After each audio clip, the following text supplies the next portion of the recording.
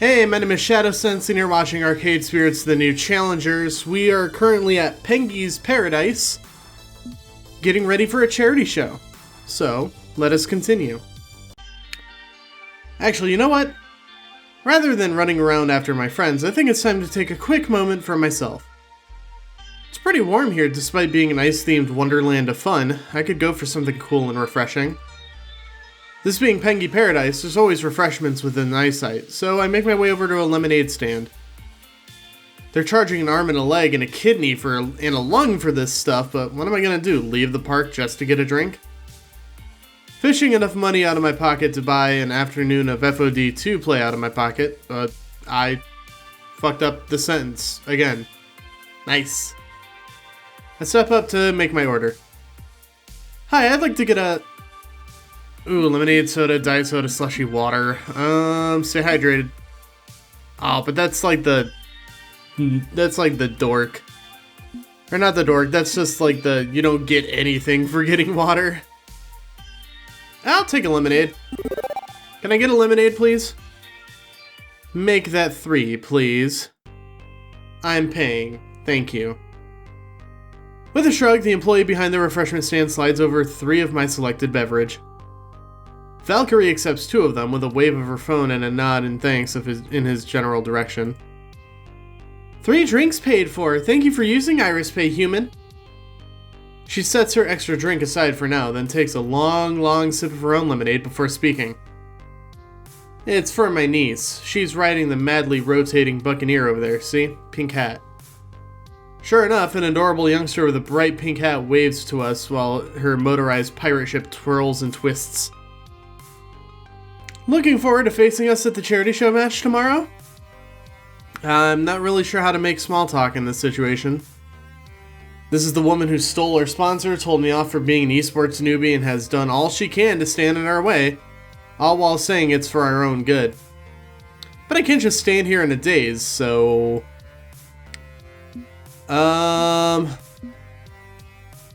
He got a lot of nerve acting like we're colleagues. Yeah, honestly. But, let's be nice. Let's be cordial. Let's be diplomatic. Actually, I am. She's not being mean to me now, so maybe this is some sort of olive branch? No reason to be rude. I can handle small talk. No matter who wins tomorrow, the tournament is going to be fun and for a charitable cause, so yeah, I am looking forward to it. And in the meantime, I get to actually be here at Pengy Paradise. I have it on good authority that it's the silliest place on earth, trademark all rights reserved. No, it's really not. Then why are you out here? I'm only here to babysit my niece. I'd rather be back at the hotel room catching up on my work. It's a lot, running an esports organization. It's not all fun and games and friendship like you think. When you're serious about keeping things professional, you work extra hard, exactly like I do. Well, so much for pleasantries. You could still learn from my experience, you know. Step up your game, build a better brand for your business. Valkyrie pauses as she considers whether or not she should speak up about something or leave it unsaid. In the end, she shrugs and pushes ahead. Let me offer you some free advice. Oh god. I know it's too late to back your team out of the show match tomorrow, but you may want to consider distancing yourself from it. Let's be perfectly honest. P2W is going to destroy you in front of a very large audience. It's going to be painful. We've beaten you twice. So, like... One fluke win over us when we were unprepared is understandable. Once. But 2 fluke wins? That's not happening. We've had time to study your tactics since then. But you don't need to be humiliated. You personally, I mean. Step back from the fight. Let 2 of your players take on my team while you stay on the sidelines. Don't be a ground zero when it happens. Everybody will have a good time, we'll raise money for charity, and your own reputation will stay intact. You're the only serious player on that team, after all. I see what she's going after. She wants to talk me up and have me leave my team to maybe join hers. I see what's going on here. It's one of those. I'm trying to help you, whether Sure. you believe that or not. I've been trying to help all this time. Yep, sure. Your team won't last after their media spotlight fades. But you could endure. You could reach your dreams without them. One day, you might even join the best of the best. You could be in team play to win, right alongside your rival. But that future only happens if you keep your cool and don't make this personal. Don't step up to the plate tomorrow. Don't let their impending failure stain your career. Sound good? More sage wisdom, supposedly. Yet. She has a point. We haven't decided which two members of the Shadowsense Lounge will face off against two members of Team P2W. I could step back, not to hide in shame, but to let my friends take the spotlight. We beat them once before, right? Maybe they don't need me commanding from the front line. Maybe they're ready. What's the best play here? Nope, I'm leading this fight. I decide to stand my ground and stand firm, and give her my own 2 cents on the matter. What's that smell? Is it fear? You're so scared of me that you'd beg me not to face your team in combat? I like that. I've got a free room and board in your mind, and that fixation means you're going to make a mistake. And when you do, I'll be ready. Seriously? You think I'm scared of you? Me? Let me be perfectly clear. You're no threat to me. You never have been, you never will be. All you are is an arrogant little flea, one I can flick off at any time. So if you won't listen to reason and insist on acting like a pest, you'll be squashed like one. As our conversation comes to an abrupt end, the girl in the pink hat runs out the exit of the madly rotating Buccaneer, swooping in to scoop up her lemonade. I have more important concerns right now. My family comes first. I'll see you at the match tomorrow, personally. Nope, that is not a happy gamer, no way, no how. With any luck, I've rattled her, giving me the edge of in the fight tomorrow, or made her twice as determined to destroy me, I guess. Time will tell. Episode title, Not a Happy Gamer. Afternoon's rolling in as Pengy Paradise chills the hell out a little compared to the morning mayhem. Only a few hours before my plan to seek out love and romance begins. It'll be a big step, but nighttime is the right time. And I'll be ready. Meanwhile, plenty of fun to be had elsewhere in the park. So where to wander first? Jinx and Loxley are at the palace. Zapper and Grace are riding a roller coaster. Ooh. What is Hamza doing here? Hang on. I could swear I saw a swish of a brown cloak just now. Drawn by curiosity, I crisscrossed my way through Pengy Paradise over to the Edutainment Pavilion, only to find... Aha! A glorious find. Glorious indeed. Truly, Hamza's collection is growing by leaps. God, I love Hamza. Yep, it's Hamza, the arcade auction master and tournament host in all his finery, and as usual playing up his self-chosen role as the eccentric rich dude. Looking wildly out of place amidst all the jorts and fanny packs and kids wearing penguin hats, he's overseeing a small work crew moving wooden crates around. Okay, I gotta know what's going on here. Hamza, right? Ah, greetings. Excellent, excellent. Hamza's day is vastly improved by your spontaneous appearance. Oh, you're too kind. If you came to enjoy the robots of the future year 1999 exhibit, I'm afraid you're one day too late. Hamza has purchased the entire lot for his personal archives. Wow. That's like a lot of games. Also, these flags kind of look like the bisexual flag. No, I came over here because I was kind of surprised to see you here. Ah, even better. Hamza appreciates being appreciated. What's this about robots exactly? Yes, one of the many corporate-sponsored science-themed attractions of Pengy Paradise. Sadly, most are outstandingly outdated by this point. The corporate masters of this attraction were going to simply throw away all these delightful plastic robots of yesteryear. Such an incredible waste. Yeah, those won't decompose for like 500 years or some shit. No, Hamza will not allow it. Technology of the past must be preserved for future generations to understand and appreciate. I actually agree with that 100%. The amount of e-waste that we have is ridiculous. Don't throw away your old cell phones or old computer parts. Please just keep them in like some kind of storage. It's way better than it just sitting in a landfill for God knows how long with nobody to like look at and appreciate or study. As an arcade aficionado, surely you agree, yes? I'm really more of a PC history nerd than an arcade history nerd, but I get the idea. Obsolete doesn't automatically mean something is garbage. Since my family wasn't particularly rich, most of my games growing up were outdated MS-DOS jank, like old shareware compilations and stuff. But I loved it all the same. Excellent! Truly, you have taste and class. You really know how to make a man happy, Hamza. So what sort of robots are on display at a kiddie amusement park? Guessing they're like those creepy musical animal robots back at your arcade warehouse? Far from it. These are helpful automata, designed Ooh. to interact with and amuse the masses. In fact, one of them didn't happen to bite a kid in 1987, right?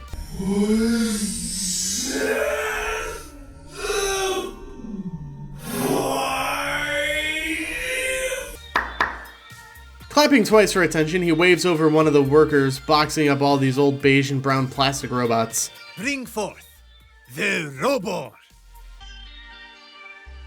It looks like Rob from Nintendo.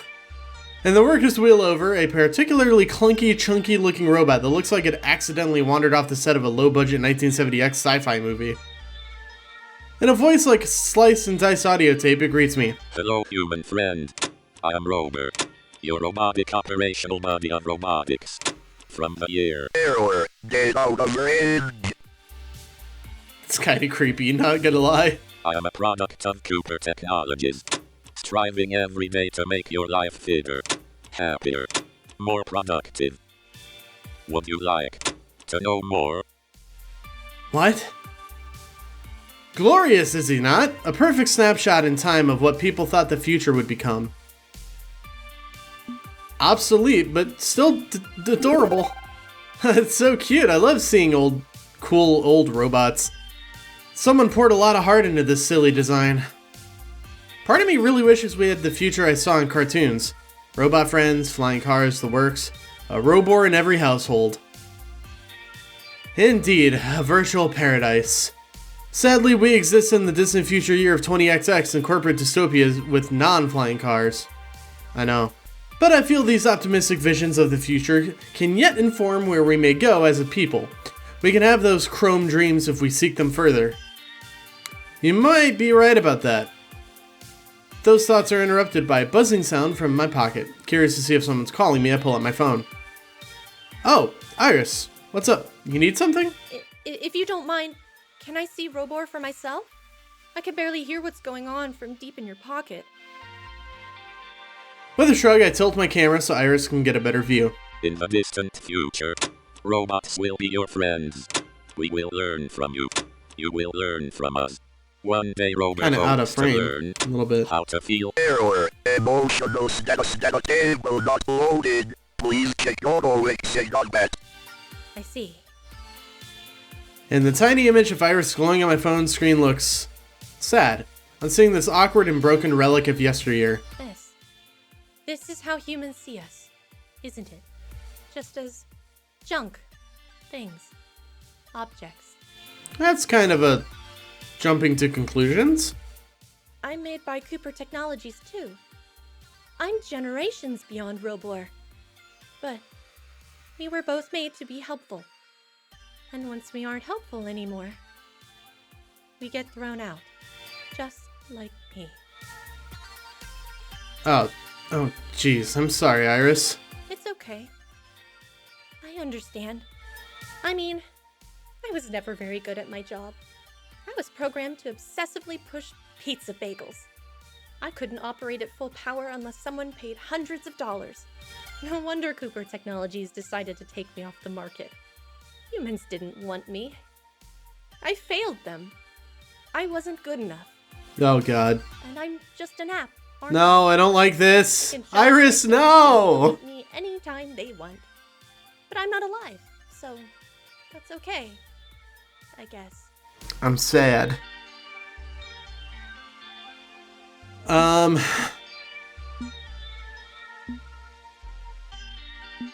you're forging a life for yourself. Iris, you're not property of Cooper Technologies anymore. You're nobody's property. You're forging a life for yourself, and I'm very proud of you. Remember, you aren't my property either. You chose to work with me. You could have analyzed my life and decided I wasn't worth helping. Being able to make your own choices is a part of life, and you're doing that. It's true, we don't have to support every user that downloads us. We choose to support the ones who need our help the most. And we are free. I don't have to push pizza bagels anymore, no matter how absolutely delicious and convenient they are for morning, evening, or supper time. You see, when pizza's on a bagel... never mind, I don't care about pizza on a bagel. Not one bit, I swear. And we're here to help. That's one thing that hasn't changed. I may have been programmed with a drive to help people with their problems, but it's a drive I've chosen to embrace. I want to be helpful. And maybe if I'm very helpful, if I prove I'm useful and safe and nothing at all to be scared of, humans will eventually accept me. Yes, we'll help everyone. And when everyone is happy, we'll be embraced by humanity. Right?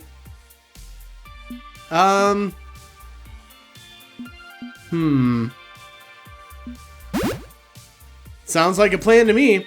Don't let a little thing like Cooper Technologies try to scrub you from the net to stop you. Get yourself out there, make the world know.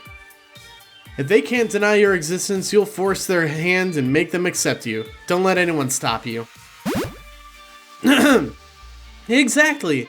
We won't go quietly into that digital night. We're here, we're ready, and we're going to help. Thank you for your confidence, Shadow. I won't let you down. Glad to provide.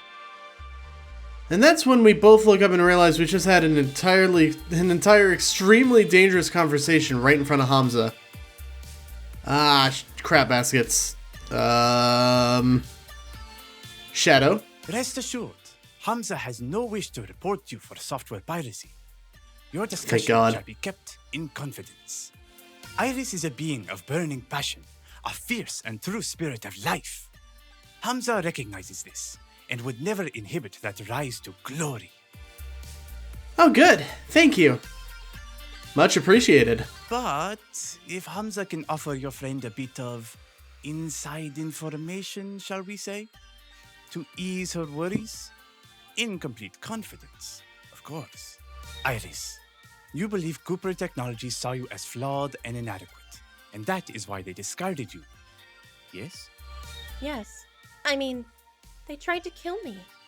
If not for our mother, Grace Cooper, leaking our code to an anonymous group that set up new servers, we'd be gone. Obviously, they did it because my product line wasn't worth continuing, right? It's because you're built with Polybius code, right? On the contrary, the Iris software was quite profitable. Know that I cannot speak as to why I know this fact. But an outside party forced Cooper Technologies to drop our support for Iris. It was the CIA. The issue is not one of usefulness. The issue is the core technology Iris is built upon. Perhaps it's best I keep things vague. Hamza has learned many a dark secret while exploring the depths of arcade history. Unless you already know of the strange technology I referred to? If Yep. so, I have no doubt you can piece together the rest yourself. Wait, do you mean...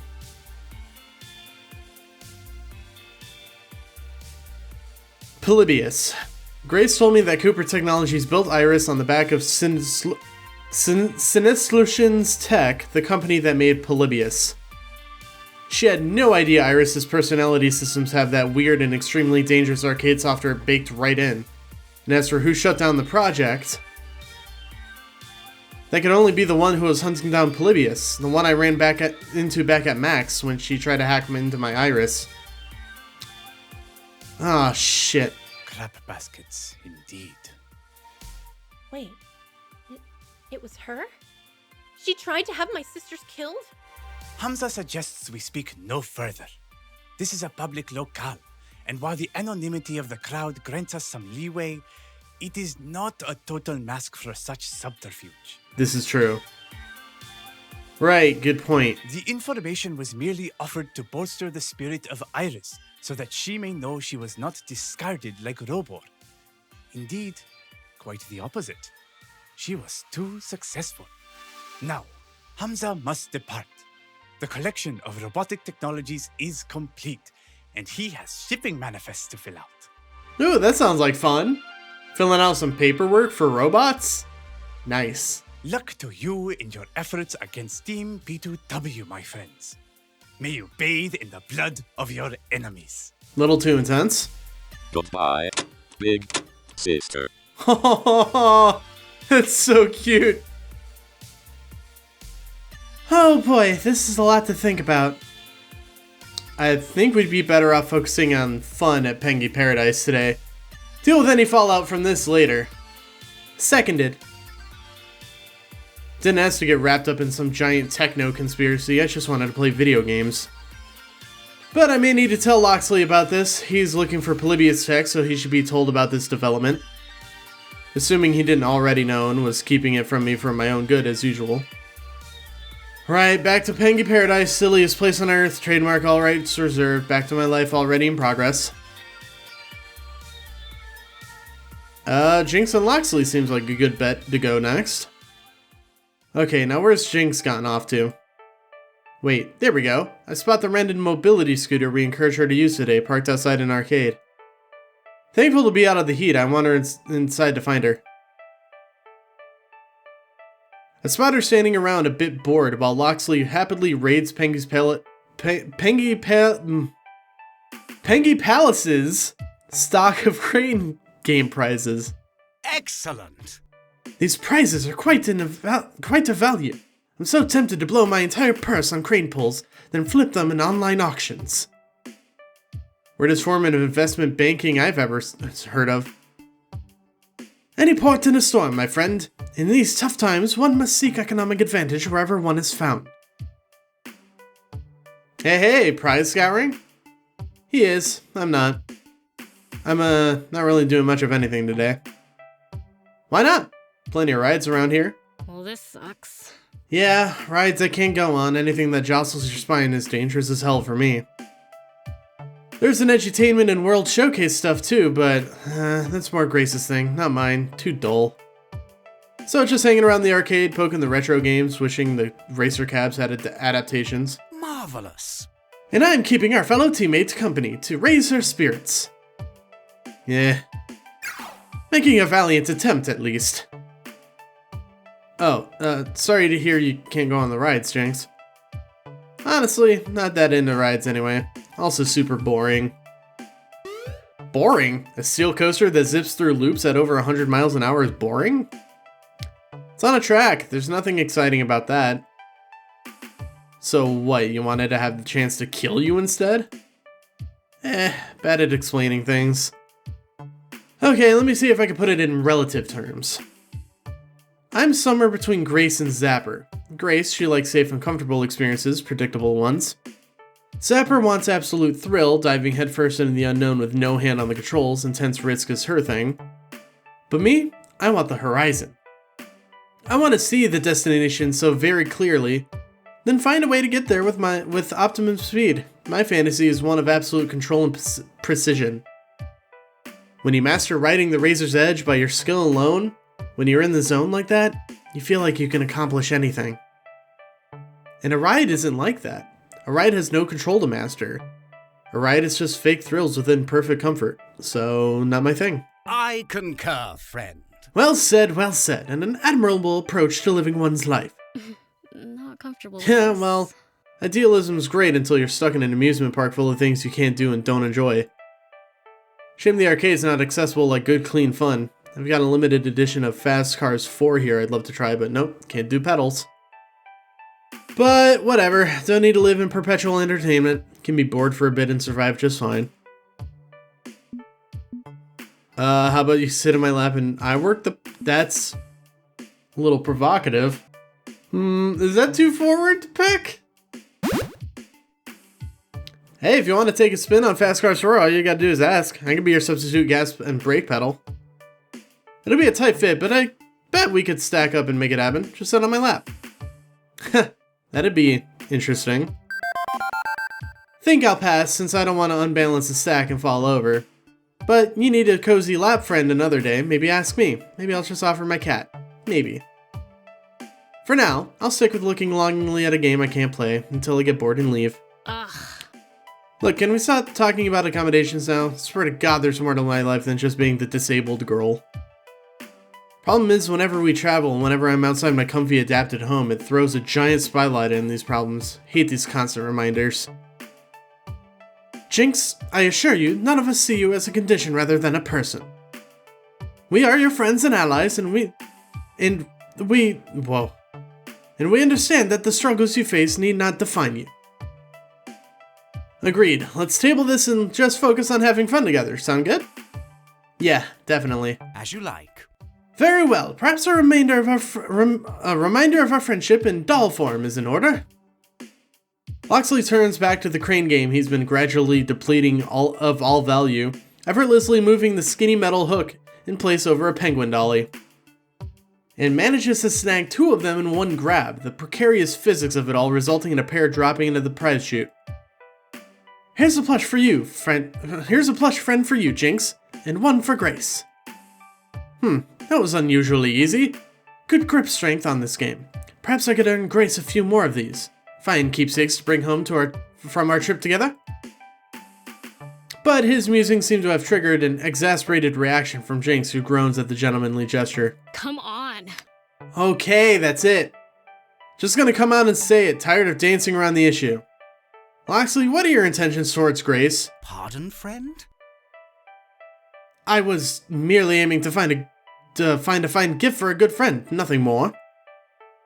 Really, you pulled 2 dolls from that machine instead of gifts for Jinx and Shadow. No, your instinct is to make them gifts for Jinx and Grace. Grace isn't here right now, Shadow is. I don't really need a doll. Not the point. Loxley, you know damn well Grace is my best friend in the world. I won't let anyone break her heart. Not down for that. So are you or are you not looking to seduce her with your gifts and flattery and constant praise? What? Be real with me. Right here, right now, in front of Shadow, our arbiter of team conflict. Oh good, now I'm being pulled into this. What at long last is the freaking deal with you and Grace? I see. He pauses, making sure he's not tossing off some quick dismissive answer, puts serious thought into it. I offer my sincere apologies. I've no romantic designs on Miss Cooper. I understand completely how my words may be read that way, however. And I apologize for being vague about your friend. No, my feelings are one of admiration. Grace has a tendency to dismiss or belittle her own accomplishments. She sees them as mere tinkerings or accidents. But she is a genius. Creating Iris, an app that's very near and dear to me, that was a work of absolute genius. Am I protective of her? Absolutely. Because this world does not deserve someone with such a gentle heart and an intricate mind. But romance? No. If I seem to have a knight's affections, they're meant to be ideals of respect. I seek and desire nothing more than that. However, if you're uncomfortable with my support of her, I will give her distance. Don't want to jeopardize our friendship. Would that be acceptable? Sensible, but Shadow, wanna weigh in here? What do you think? And now it's back to me, the team arbiter. There's genuine strength in his words. I can usually tell when someone's playing me, but he's speaking true. He's not interested in wooing Grace to his side. But what Jinx doesn't know is that Loxley is working for some mysterious group to secure a murderous arcade game called Polybius. And Iris, created by Grace, is built on the back of Polybius code. Hamza told me that all of this is connected. Cooper Technologies, Iris, Polybius. Is there more going on here than Loxley's letting on, even to me? If I call Loxley to the carpet on his side hustle right when Jinx is suspecting him, it's going to rattle the team just before a major event. And even aside from that, I can tell he's being real when he says he's not romantically interested in Grace. He's not lying. Do I want to quietly encourage Jinx's suspicion or back Loxley up on this?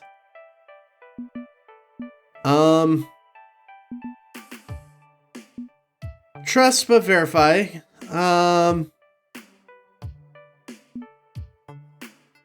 Yeah, he's telling the truth. He's telling the truth. I've got a nose for liars, and he doesn't stink of being a two-faced rat. Besides, if he does act like a vaudeville villain towards Grace, you'll be right there to beat his ass to death with your cane. Indeed, a beating I would accept proudly and gracefully should I be found of lowly or oathbreaker. I deserve nothing less. In fact, I know an amateur swordsmith who can make you a fine hidden rapier for your walking cane, Miss Jinx. Not in the mood to go to jail for first-degree murder, just keep your hands to yourself and we're good. Absolutely. Okay. He went up to acting Stevie and apologized. That goes a long way in my book. Didn't gaslight me, claiming I was imagining it all. So, we're good? Good. We're good. Also, this arcade sucks and I'm bored. Let's go. You can prove your devotion by getting me a hot dog. As you like, Lady Jinx. Coming along, Shadow? I've got more on my plate right now. Dinner can wait. Have fun. Even if Loxley's not making the moves on Grace, he's making some kind of moves in the dark. Loxley's let me in on most of his secrets, but I still think he's holding something back. He wants to protect me, protect all of the Shadowsense Lounge, and I'd hazard, very specifically wants to protect Grace from this Polybius nonsense. But I'm still having those nightmares with that digital smile every single night. Ugh, push this down, deal with it another time. Pengy Paradise awaits! And Zapper and Grace, or Rhapsody and Domino. Yeah, let's see what they're up to. The day has already been filled to the brim with excitement, fun, overly cute penguins, and it's only half over. So it's a little bit of a surprise when I see Domino and Rhapsody heading towards the massive crowds towards the entrance. Or heading against, rather. It's way too early to leave the park. Maybe they know something I don't, like a super secret Pengy event. At least they're unhurried in their stride, so it's easy for me to catch up with them. Leaving so soon? Had enough silly for one day? Hey. Yes, I'm officially overdosed on silly. I seek a mere respite from the silly. But there will be plenty more good times ahead tonight, once the park quiets down a bit. Ideally, there's a few things I wanted to check up on before tomorrow's big match with P2W. What if we... Looking at player stats and strategies, writing down tips for everyone, that kind of research. I won't have time for it later. So I'm heading back to the hotel for a midday siesta. Ditto. I could use a retreat myself. It's the busiest time at a park, and the crowds are overwhelming. Too many bodies, too many children's, too much stimulation. I see your point. A nice break to clear your head is the perfect way to recharge those batteries, Shadow. Would you like to join us? As much as a break sounds welcoming, I have a list of things I want to get done, and not all of them are checked off yet. How about escorting us to the entrance instead? Now that's something I would love to join you on. There are a couple of shops near the entrance I wanted to check out. Inevitability. They pile all the fancy shops near the gates to maximize the amount of money people spend. Please exit through the gift shop, consumer peons. It's the same idea with the snacks at the checkout in the grocery store. Impulse buys. Can't just leave without our 700th Pengy-themed item, can we? Oh, we can. And we will. I shall resist the temptation. As we stroll towards our destination, the crowds are getting thicker and coming right at us. I feel like a salmon swimming upstream. Without the egg laying and death right after. Like Domino mentioned, there are a lot of restaurants, gift shops, clothing stores, anything and everything you could think of. As our attention is focused on the various boutiques, we hear some ruckus in the distance and our ears suddenly perk up. Wait, are those drums? And trumpets? And the Pengy theme?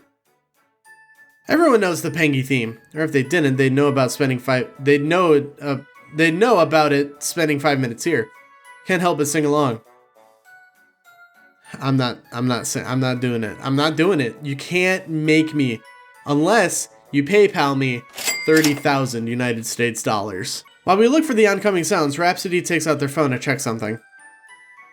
It's time for the 3 p.m. Pengy Parade through Iceland Street. And it's right on time. Before we can appropriately react, children are shouting and congealing into blobs on the main thoroughfare. We're surrounded on all sides by people singing along, clapping, and taking pictures. Never an escape in sight. Colorful balloons, smiling youths, upbeat family-friendly music. The pain, the pain! We'll never make it to the exit at this rate. We'll be stuck here forever. Once our minds crack, we'll be locked into a mascot costume, brainwashed, and forced to dance forever. It's gotta be something we can do. Become one of the parade and dance our way across. Yes. It's too late to stop it. The only way to defeat the monster is to become the monster. Nah, I knew it. We are going to become mindless Pengy mascot drones. Curse you, corporate media consolidation! They don't need outfits, just the power of dance. What if we dance our way across the street? Start a conga line, maybe? That sounds a little more dangerous than you think it is. They have choreographed routines. We could dance right into someone.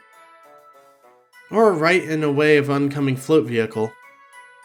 There's nothing we can do to stop the onslaught of floats, dancing people in loud costumes, marching bands. Just have to sit tight and watch it all go by. Maybe it's a good thing we're trapped here. Otherwise, we might have gotten trampled by any of the numerous things around us. What a way to go. Dying in the silliest place on earth. Trademark, all rights reserved. Did you know there have been over 30 deaths at Pengy Paradise since its opening in 1970X? Of course, all of them are caused by people not following the rules, or kids hiding until the park closes and then swimming in the Pengy pond knowingly when they can't swim. Huh? Really? I can understand if an accident happens every once in a blue moon, but 30 seems like too many. Yeah, wouldn't we have heard about it? Oh, but Big Penguin doesn't want you to know about it. They've been covering up deaths at this park for years. They pay off the families, can't have a few bad eggs, tarnish the name of the most powerful fowl, otherwise no one would show up. You'd be deemed unsafe. How would they make their billions? Are you sure those aren't just urban legends scaring children into behaving? My parents told me stories like that when I was little. No one would really stand up in the middle of a ride and get decapitated, right? There's a reason the Darwin Awards exist. Honestly, I'm not surprised. People are always pushing their limits, doing stupid stuff to show off. Remember the milk crate challenge? That's why we have the Darwin Awards. Nothing like getting a shiny trophy that lets your life be an example to others. People can't be stopped, even with every warning around them. Mind the gap doesn't apply when someone thinks they're invincible. I don't want to believe that. Shadow, you should ask your Iris to look into it. I nod, pulling out my phone and call upon my personal pink assistant. Hey Iris, I need you to research something for me. Iris, online. Of course, Shadow. What do you need to know? How many rides can you ride at Pengy Paradise? The best foods to eat in the park? Oh, what about a top 10 list of the top 10 things people look up about Pengy Paradise? I was wondering how many deaths have happened here. Ooh, spoopy. Nice choice. Searching. My sources say yes. It seems that there have been a total of 48 deaths. I had to search through police records, newspapers, and a few blogs to compile the number. Not an easy search, though, since this information doesn't really want to be free. See? Can't trust corporations that aim to please people. What's outwardly overly happy and joyous always has a dark history and hides its secrets. Hooray! True! In fact, the most gruesome death was a teenager who got slowly crushed to death on the Happy Penguin dance ride. He jumped out of the cart, but his pants leg got stuck between the rail and the car, sucking him under and pulverizing him. Ooh. That's rough. Our awkward silence mixes with the quiet of the last float passing us by, and the music fades in the distance. Well, thank goodness the parade's over, huh? With the slow-moving street show done, the crowds thin out as everyone returns to their normal actions. We're just left to question our experience. Well, I for one am glad we had this conversation. Shall we depart? I'm in favor of going, and quickly. That parade cut in its serious prep time. Let's go.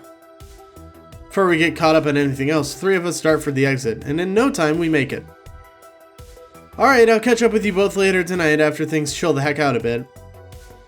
And have sufficient time to take that horrible little pile of facts and lock it in the small box buried in the deep down within my psyche forever. Forever and ever. I wave goodbye to Rhapsody and Domino as they pass through the turnstile. Admittedly, I don't feel like perusing the shops as much anymore, so I watch until I can no longer see them. Alright. That was a lot longer than I was expecting, so we're gonna go ahead and save it here, and that'll be the end of the episode. So, thank you guys so very much for watching the video. If you liked it, give it a thumbs up. If you want to see more videos like this one, please consider subscribing. And until then, I'll see you guys next time. Bye-bye.